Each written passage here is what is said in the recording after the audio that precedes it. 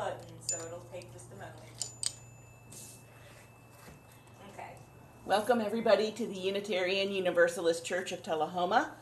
Thank you for joining us this morning here in person, on Zoom, and live streaming on YouTube. We come together freely to share our journeys, to learn from each other, and to relish life, and open your mind to new ideas. So set aside your concerns and be in this time and this space. It's now time for the chalice lighting. Costa, would you do that? May we light this chalice this morning to remind us of the power and beauty of balance and contrast. It is darkness that can make the flame of a single candle so powerful, and light that deepens those shadows in turn. A chalice flame is the meeting point, the union of the refuge, safety, and incredible beauty of darkness, and the warmth, the assurance, and the joy of light. May this act of lighting our chalice this morning remind us that we are stronger together in all the complexities and disagreements of relationship because we are different and because we are one. Now it's time for announcements. Carrie, who's next Sunday speaker? Colleen is going to be speaking to us next Sunday. Colleen is speaking next Sunday. Colleen, what is your topic? Is she there? Yeah. I'm here. Yeah, sorry. We're going to be talking about our bodies, our amazing miracle of bodies. Cool. Thank you very much. Also, if you are diagnosed with COVID and are here in person, please let somebody on the board know so we can alert everybody else who was here in person just in case that they have been exposed. If you would like to donate to the work of the church, you can make a check payable to the Unitarian Universalist Church of Tullahoma, or just UU Church, and send it to P.O. Box 331, Tullahoma 37388. And speaking of money, we need a treasurer. So any member out there who really would like to help us and become a member of the board, I will work with you closely and help you learn the ropes for treasurer. But we need you. Any other announcements? Larry. I don't know if it's an announcement or a concern or whatever. We have a fold-up clothes rack. It's commercial size. It folds up like this, and we had it in the hall closet where it's been sitting for the past 5 years. We pull it out every year to use for the yard sale. So it has been moved in 2 years, but it's not there. And it's not something you can easily tuck in your back pocket. Right. It's about 4 or 5 feet high, made of steel, etc. But it works great. Lucy can roll it out, hang up the clothes, and everything else. So somebody's got it somewhere. It didn't walk off by itself, and we've gone around this church 3 times yesterday. So it looked in the shed, looked behind there. We've looked everywhere. Okay. So somebody has it. We would like it returned so it can be used by the church, which is its intent. So if you have it, if you borrowed it, we need it back for the yard sale, which is Friday. So if you can't get here while we're here, you can call Doug and he will come and open the church so that it can be deposited in here. So you can arrange a time that Doug will do that for you. Just, you can call me, I'll come and get it. Okay, or Larry will come and get it. So, okay, Jim? Yeah, just one announcement. Our board meeting has been rescheduled for next Sunday. Normally it's the third Sunday, which is this Sunday, but to allow for setup for the yard sale after church, we rescheduled the meeting, so it'll be next Sunday. Okay. That's it. Any other announcements? Rick, do you have one about your group? Well, as usual, we're gathering here at the church at 7 o'clock on Thursdays, and all are welcome. We're not focusing on Rethink right now. We're doing TED Talks. So y'all come. We got popcorn and good fellowship. Okay. So you watch the TED Talk here and then talk about it? Yes. Okay. Yeah. Cool. Any other announcements? You are. No? No. Okay. Oh, yes, Debbie. Does anybody have any, like, tears or anything?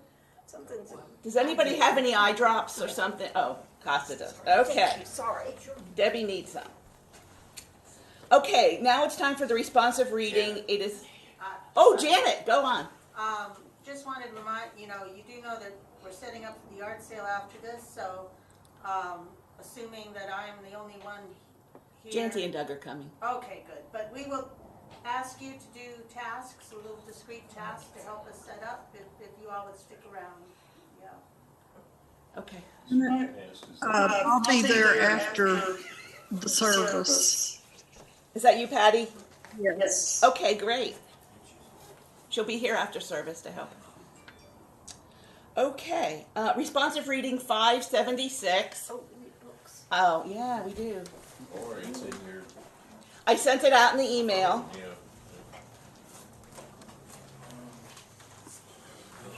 You sit down. Yeah, That's funny, I guess. She just said,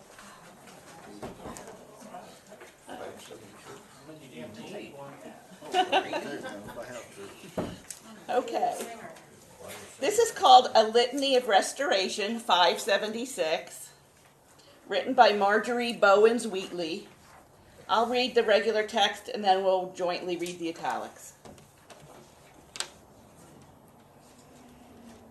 If recognizing the interdependence of all life, we strive to build community, the strength we gather will be our salvation. If you are black and I am white, it will not matter. If you are female and I am male, it will not matter. If you are older and I am younger, it will not matter. If you are progressive and I am conservative, it will not matter.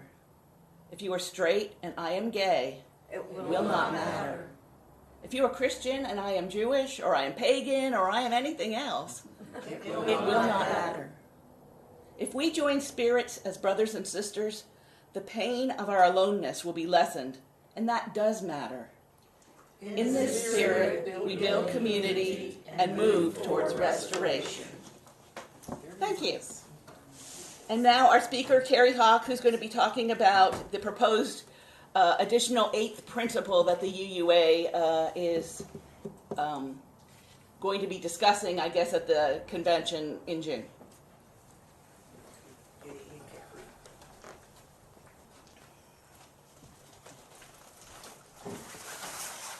Goodbye. Oh, is she okay? Is she centered? it's fine, the only problem is this side over here. And that's more obnoxious than anything else. Well, mercy, let us See, the more, Let's get it all covered. not Yeah, just- yeah. that don't take too much time left. we could straighten that out. That's it. There it is. There we go. Wow.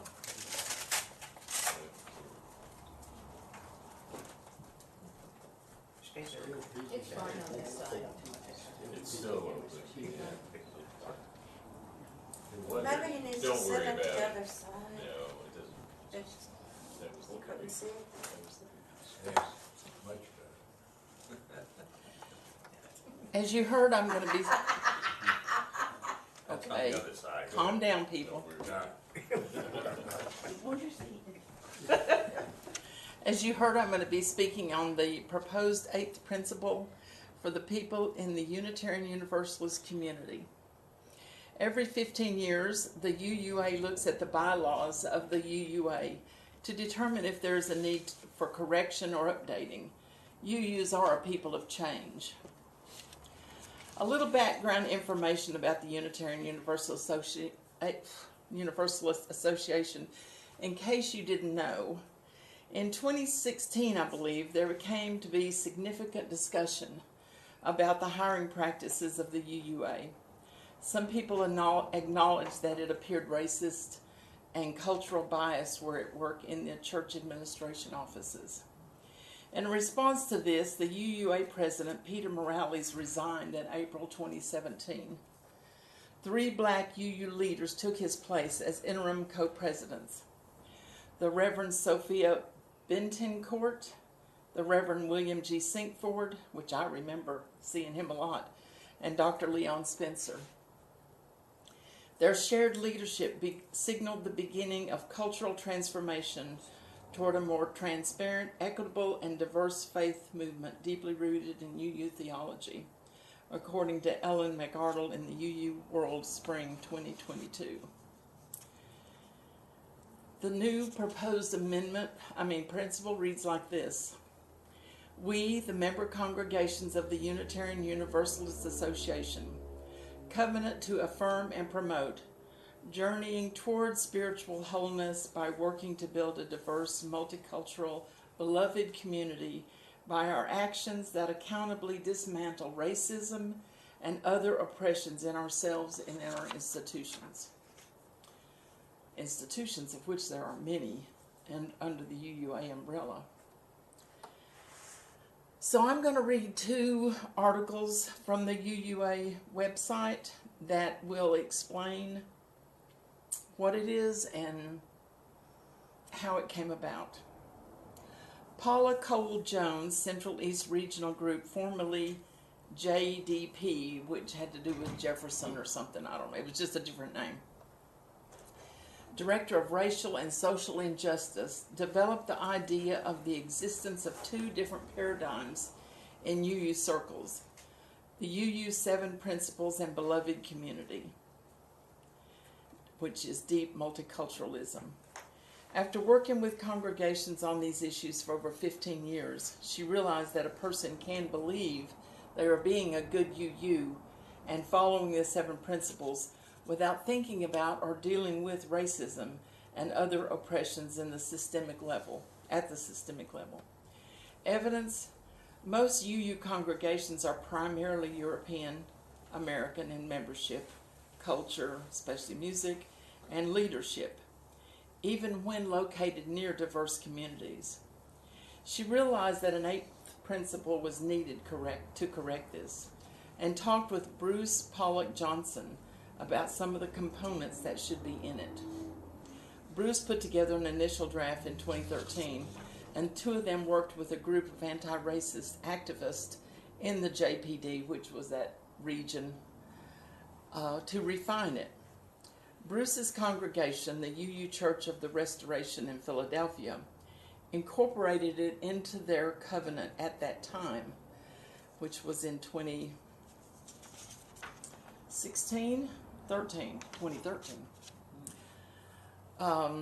Formally adopted it for themselves and recommended that the UUA adopt it. That was 2017. The UUs and the UUA have done very good work in fighting racism, such as during the Civil Rights Movement, and in the 1990s passing a resolution in 1997 at General Assembly, after a precursor resolution in 1992, to become anti-racist, anti-oppression, multicultural, or ARAOMC organization. But the funding and support started to wane in the 2000s. Our accountability mechanism failed us. UUs also have a mixed record historically in other areas of racial justice. We had people on both sides of abolition, including people like Jefferson, who was a slaveholder, and Unitarians who were proponents of eugenics, leading to some of the racial extremes of Nazism and apartheid in South Africa. For people identified as white, it is too easy to ignore these issues, which is exactly what keeps the system of racism in our society alive and, in fact, worsening right now. We need to decenter whiteness and other dominant cultures in UUism. The 8th principle came from a feeling that we need something to renew our commitment to this work, to hold ourselves accountable, and to fulfill the potential of our existing principles. Why now? The UUA has just gone through a crisis related to inclusive hiring practices, especially related to whites being hired over highly qualified Latinx candidates, resulting in the resignation of the UUA president. In response to this crisis, Black Lives of Unitarian Universalists, BLUU, and diverse revolutionary UU ministries, DRUUMM,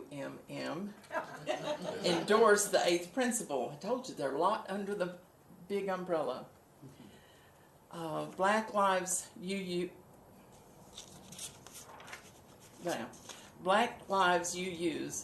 main point is that UUA voted in 1997 at the GA to commit to intentionally becoming an anti-racist institution. Initially, good progress was made with programs including the Journey Toward Wholeness, the Jubilee Anti-Racism Training Workshops, process evaluations at meetings, and multicultural consulting services. In the early 2000s, funding and support for much of this work began to decline. The recent hiring crisis is not surprising in light of this decreasing support and lost focus. Black Lives UU is holding all the UUA accountable to that commitment and expresses disappointment that the 8th principle has not already been supported and midwifed by UUA leadership. Allies for Racial Equality support a UU white ally group, support Black Lives UU endorsement of the 8th principle. The white supremacy teach-in April 30 and May 7 included the Black Lives UU endorsement of the 8th principle with their resources for planning for the teach-in. UU funding and focus in the last decade shifted towards shallow diversity rather than deep multicultural beloved community and structural change. UU's support of the movement for Black lives has been encouraging. The best way for us to truly support racial justice in a significant way is to purge ourselves and our institutions of the culture and exclusive practices of whiteness and white supremacy.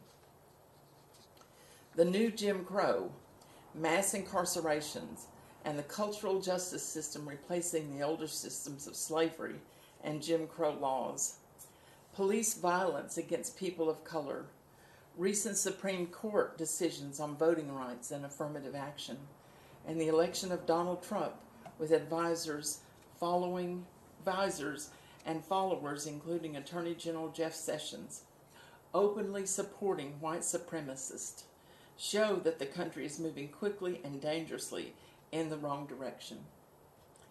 UUs need to take strong leadership to reverse this direction. Why the UUA? Whiteness and chattel slavery, structural racism, were invented in the U.S. at the same time that modern Unitarianism and Universalism were being created.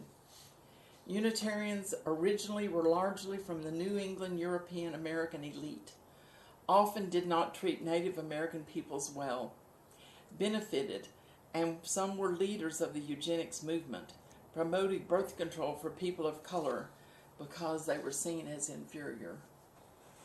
Some Unitarian and Universalist ministers, more Universalist, since Universalism was more of a working class movement, spoke out against slavery, but we did little as a denomination. After the Trayvon Martin verdict, many UU ministers said nothing in church.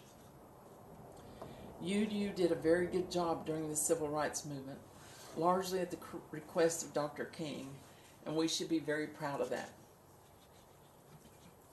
In the late 60s, a promising movement was supported by the UUA, then defunded because of a financial crisis, leading to a terrible conflict after which many African Americans left the UUA. There was a long period of silence until the late 80s and early 90s, then excellent progress after that for a decade or so. But we have regressed, leading to the UUA president resigning over hiring inclusivity issues. Why single out racism? At a global level, this would not necessarily make sense.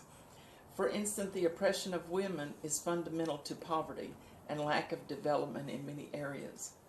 But in the USA, racism stands out. The two worst crises of the UUA, the late 60s and now, were both related to race. Racism in the U.S. stems from chattel slavery, where people were uniquely, legally treated as property that could be inherited for something, skin color, they had no control over. The UUA has done well with women becoming ministers and leaders. The 7 principles themselves came out of the women's movement within UUism. The LGBTQIA plus community is well represented as members, ministers, RE staff, and other leadership in individual congregations and the UUA. And the Welcoming Congregation program has been very effective. We could use something similar for racism. Some congregations have done a good job of making sure they are accessible to people with disabilities, although many UU spaces are still not fully accessible. The UUA, the US, and the world also have a lot of problems, deeply based in economic class oppression. As MLK realized, in addition to militarism and materialism, this principle includes that but is not highlighting it. What is beloved community? John asked me this the other day and I had no idea. He said it sounded elitist. Well, just personally myself, after having read about it, it's a thing that Martin Luther King talked about during his public conversations. Beloved community happens when people of diverse racial, ethical, educational, class, gender, abilities, sexual orientation, backgrounds, and identities come together in an interdependent relationship of love, mutual respect, and care that seeks to realize justice within the community and in the broader world. What does it mean to be accountable? White UUs hold themselves accountable to communities of color to make sure whites do what they say they will do. In practice, that can mean having a principle, having a people of color caucus within congregations, districts, etc., to discern and express needs and concerns to the rest of the community. Black UUs hold each other accountable and help each other see and dismantle signs of international racism. We need an effective mechanism or structure to ensure this. Similarly, for other oppressions. Other comments. Our existing 7 principles imply this 8th principle, but do not explicitly hold us accountable for addressing these oppressions directly, especially at the systemic level. UUism has great potential for building diverse, multicultural, beloved community as envisioned by Reverend Martin Luther King. Not just European Americans and African Americans, but Native Americans, Latinx people, and other cultural groups globally, and could experience tremendous diversification, vitality, and thriving if it works to embody this vision. But it won't happen without conscious awareness and effort on our part. Dismantling racism, white supremacy, and other oppressions requires work at personal and institutional levels. The UU principles were designed to be dynamic, not a fixed creed. It means we want to always continue to be educating ourselves, exploring truth, and raising our consciousness. When we get to a new level of understanding and clarity, our structure makes it possible to reflect that. UU is the only religion that intentionally builds in that flexibility to acknowledge the importance of ongoing revealed truth. This happened when environmental awareness reached a critical mass and got added as the 7th principle, although it also has multicultural relationship implications. We are approaching a similar critical mass level awareness with the systemic nature of racism and other oppressions. None of the other principles mentioned love. By having beloved community in the 8th principle, it brings our commitment to love higher in our consciousness, consistent with our Standing on the Side of Love campaign. The 8th principle is really just the beginning of action. rather than the ultimate goal. It should lead to restoring funding and support for Jubilee anti-racism trainings for any UUs who want them and the other programs of the late 1990s, as well as starting an anti-racism version of the Welcoming Congregation program that was so effective with the LGBTQIA+ awareness and progress. Many people of color have been attracted by the values and potential of UUism, but their souls have been repeatedly wounded by its whiteness. Let's make our actions match our values. Let's be a UU movement that feeds them. That would be spiritual wholeness. That is the first article. The second comes from the Black Lives of UU, which is, they have their logo, have a logo. Another subset of the UU. It's exciting to go to their website. I don't know if you've ever been, but I just love to go to their website. There's just so much stuff on the UUA website. It's unbelievable. Black Lives of UU Organizing Collective urges adoption of 8th principle in Unitarian Universalism. The Black Lives of UU principle in Unitarian Universalism.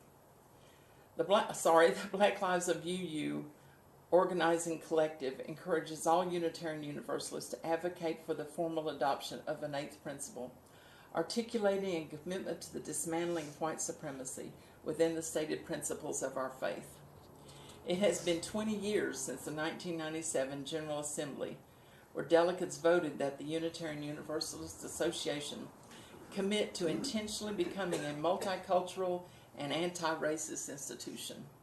Notably, this act came some 5 years after the passage of the 1992 Resolution of Immediate Witness, which in part aimed the vision of racially diverse and multicultural Unitarian Universalism. The proposed 8th principle was written by Bruce Pollock Johnson and Paula Cole Jones. Since 2013, some Unitarian Universalists residing in the former Joseph Priestley District, now part of the Central East region, have been advocating for the adoption of an 8th principle within the faith. In the same year, this matter was presented to the General Assembly Planning Committee retreat by Paula Cole Jones, and later discussed by the members of the Council for Gross Cultural Engagement. We note that the Unitarian Universalist Church of Restoration in Philadelphia, PA, has adopted a version of this 8th principle within its covenant statement. Additionally, All Souls in Washington, D.C. has established an 8th principle task force whose mission is to implement anti-racism tools and practices toward institutional cultural change that best support a journey toward spiritual wholeness by building a diverse, multicultural, beloved community by our actions that accountably dismantles racism and other oppressions. The goal of the task force is to equip 50% of our active congregation with a shared anti-racist power analysis within 5 years, and to engage all parts of the church in setting goals and measuring progress toward racial justice and inclusion. That was All Souls Church in Washington, D.C. The Black Lives UU Organizing Collective affirms the work of those who have supported the adoption of the 8th principle and asks why there has been no sustained commitment by the association to formally adopt it as an explicit cornerstone of our faith. Ours is not a religion of anything goes. As Black Unitarian Universalists, we acknowledge that while some see our faith as the big tent where everyone is welcome, UUs cannot uphold precepts or practices that undermine the worth and dignity of people of color at our common altars. We will not affirm white supremacist rhetoric, structures, or practices that being in alignment with the UU as a spiritual community. The maintenance of white supremacy and anti-blackness in particular, whether in the practices of the association or in the hearts of parishioners, has no place within our faith and must unequivocally root out our culture. While Unitarian Universalists have no creeds to which one must attest, our living tradition is a faith guided by principled action. As such, we wonder why this dismantling of white supremacy as implied by the eighth principle has not been formally included in our covenant as Unitarian Universalists. We are not satisfied by the paradigms of reconciliation without accountability. We will not be satisfied by practices that call for community without full and explicit recognition of the need for equity and justice. We acknowledge that others have come before us in the work to dismantle white supremacy and anti-blackness within Unitarian Universalism, and we are grateful for the example of our ancestors and the guidance of elders, who by their legacy demonstrate that we need not tolerate oppression under the guise of multiculturalism or beloved community. That the Eighth Principle movement has never been given full support in our faith community raises key questions. If, as stated in the 1997 resolution, we are committed to an ongoing process for the comprehensive institutionalization of anti-racism and multiculturalism within our faith, where is the demonstrable commitment to explicitly dismantling white supremacy norms within our association's hiring practices, within the culture of our member congregations, within the hearts and minds of those who identify as Unitarian Universalists? The 1997 resolution affirms that all Unitarian Universalist leaders, including ministers, religious educators, leaders of associate and affiliate organizations, governing boards, Unitarian Universalist Association staff, theological schools, and future General Assemblies, are to engage in ongoing anti-racism training, to examine basic assumptions, structures, and functions, and in response to what is learned, develop action plans.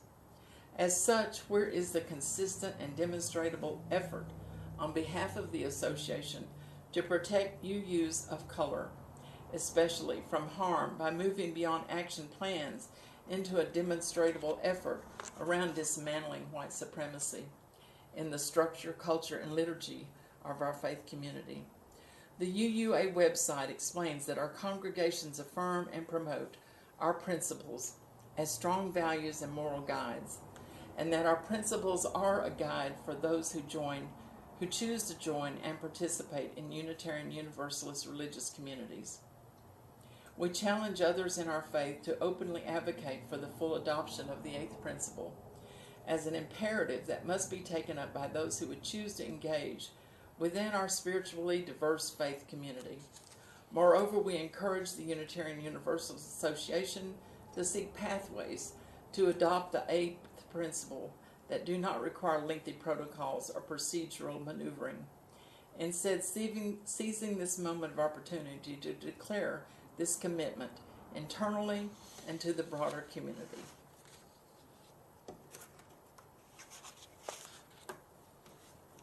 Thank you. Now for my shoes.